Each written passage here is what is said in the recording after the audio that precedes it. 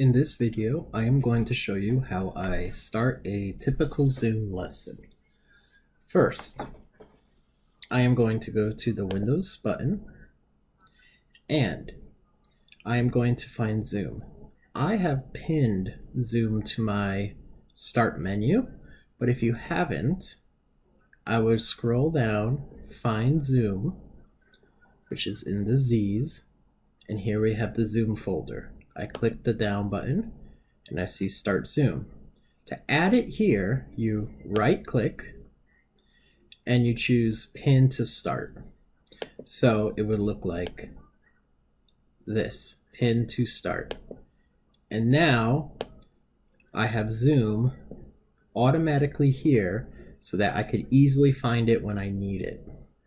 So I'm going to click Zoom. And now you see my sample meeting. So I'm going to click Start, and you can see me. And so I would sit here and I would wait for students to arrive. So while that's happening, I'm going to exit full screen. I suggest always exiting full screen just because it makes it hard to swap around. You can make it full screen using the blue button, but not the black button. The blue button allows you to see your start menu and your taskbar, and you can swap into Burlington or into attendance, but this is how I would do it. So next, I'm going to go to my browser, and if you have your attendance, I would probably open this at the same time. So I would go to my Google Drive, and I would go to Adult Education. This is where I have my attendance located. So since I have the summer attendance, I'll click on my attendance sheet. So now that's open.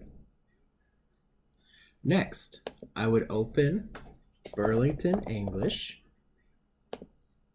And as students are coming in, I would greet them. Usually they say hello and I'll see them, or I will keep it to one side. And if I click the blue bar at the top and drag it all the way to the side, it fits it right in this pocket. And then I can click on Burlington English, and now I have it half screen. So I'm watching my students as I am preparing for the lesson. I click on sign in, and you get all this great stuff.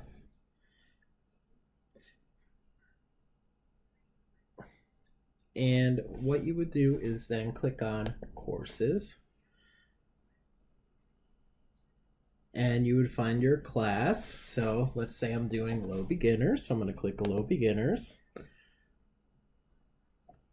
I click on in-class lessons. And now I got all my lessons. So I would pull up the lesson I want to do. This is the lesson. I would typically quickly go through, review what you're doing. So you got pictures, you got vocabulary. So you got quiet, wake up.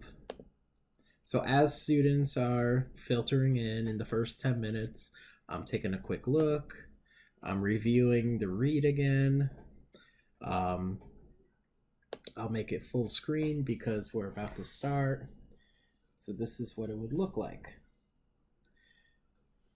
Now, the way I usually have students read is we will do a listen first, and then I would do a choral read. So you click on the play button.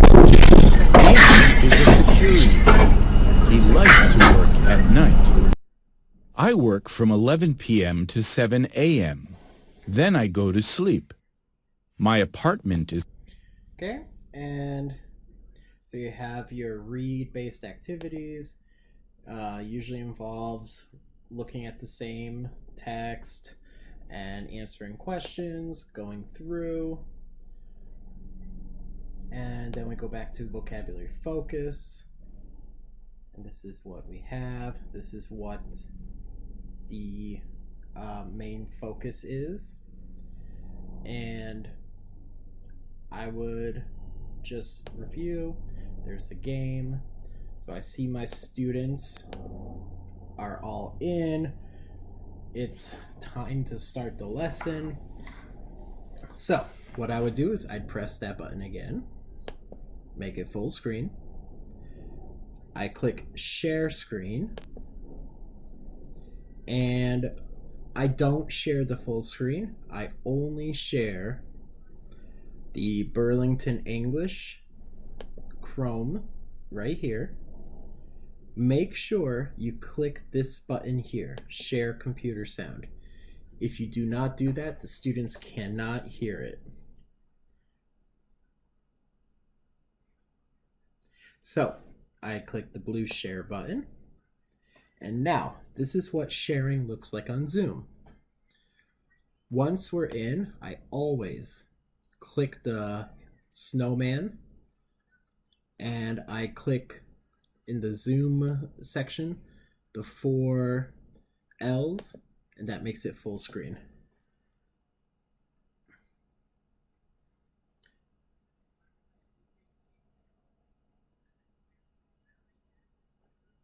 So we have it full screen. If you're using Zoom, this is one of the reasons why I suggest Zoom, is because you have this annotate feature. You click that. Students do not see these 2 bars here. They can't see it at all. So, for example, I can choose to draw, and I could use my mouse and I could draw something. So let's go to the read so I could show you how I would use it in the class. So I'd say, like, okay everyone, let's look here. We have security guard. That's a type of job. We have baker. That's another type of job. We have bus driver. Can you tell me other jobs? So I have a Microsoft Surface Pro, so I have a stylus that allows me to write on it. If you have a iPad, you could do the same thing there. You can connect to your iPhone, and I think you could do the same thing there. So that's one thing you could do. You can change the color. So I'll click here, I'll choose chef, and then I'll choose green, and I'll say teacher, and you can do that. You can click stamp, and you got these 6 stamps. So maybe a student doesn't know something, so I'll stamp here just to say, okay, we'll come back to that. I can put an arrow to say, look here, I want you to read here. Then I'll change the color. I'll say, look here. Oh, I think you can't change the stamp colors, but that's fine. Another stamp you have is the check. So as we get them correct, I'll check, check, check. If they're wrong, there's also an X, so you can go X, X, X. We also have a star. So if I want a student to pay attention to something, I'll star it. And if you don't want to handwrite, don't worry. There's the text button. So I'll click down here and I'll start typing. So what kind of jobs are you thinking of? Lawyer, doctor. And if you want to change the size of the font, you could do it here. You can make them bold.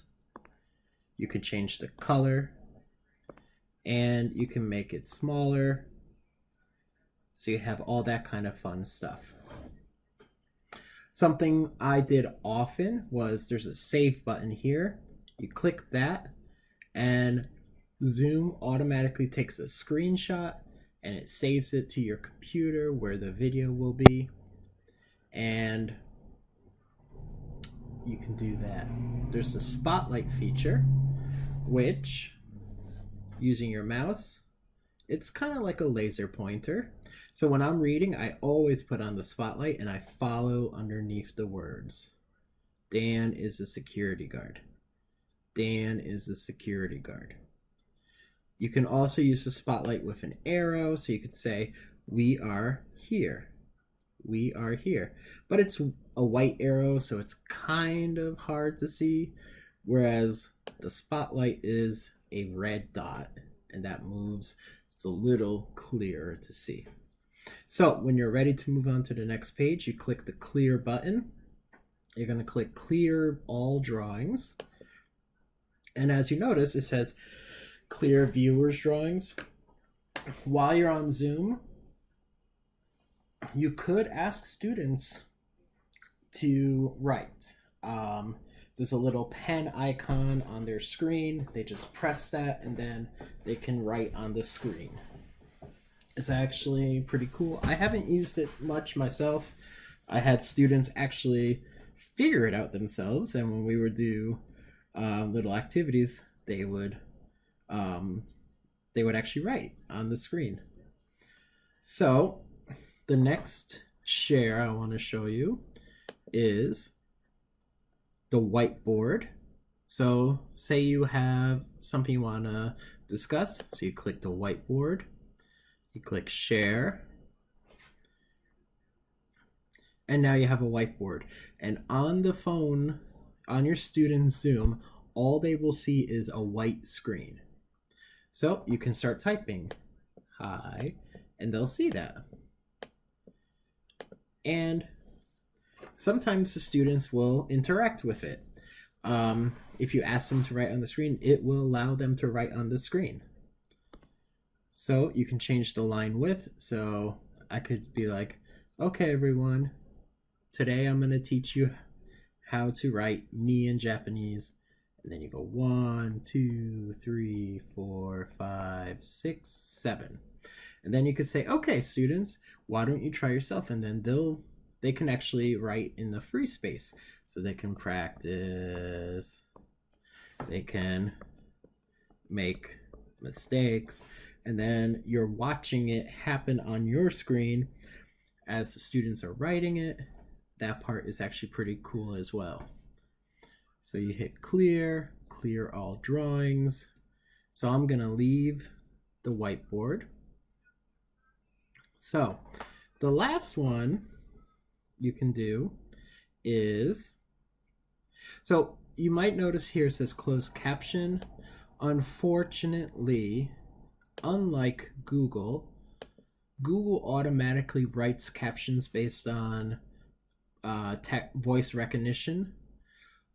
Zoom does not have that. They actually expect you to assign someone to type it for you.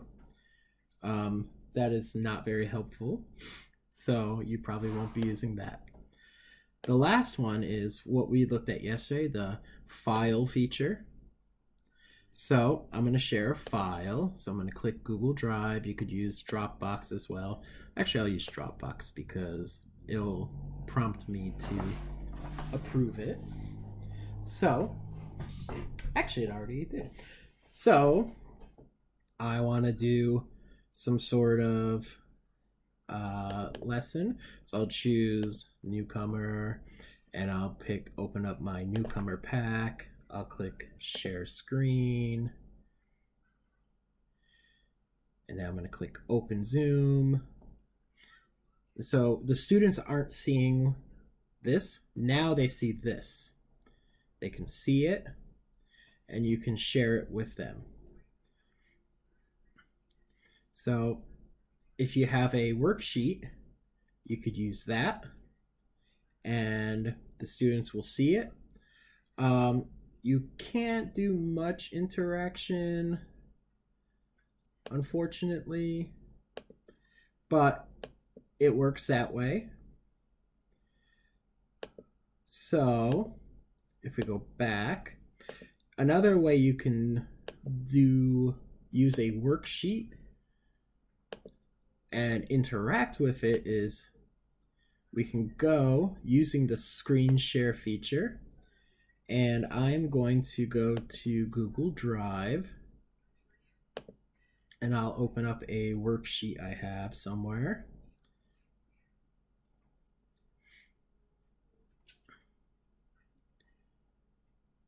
So I will open up something for social studies just because. We'll use the SQ3R. All right, so the students will see this, and then I can click the annotate. And I can say, okay, everyone, What is the topic of the text? And they'll say, jobs. And now we're interacting with that worksheet. And when you finish, you can click the Save button. It saves to your folder. And all you have to do is clear the drawing and stop share. Press the red stop share. So that is how I would set up my Zoom class. That is how I screen share. There's also a chat feature which you may want to open just because sometimes a student might ask for help in there. They might be having trouble. So you can keep an eye here. When they send a message, you usually hear a little ding, so you'll know they're there. So I hope that helps with getting started with Zoom. And you'll see, and you kind of probably guessed why I like Zoom more than Google Meet. There are more functions that are classroom friendly. The writing on the screen part, the picking and choosing what you're sharing, the students being able to interact with their screens if they're on their phones specifically. So I hope that helps, and that's all for this video.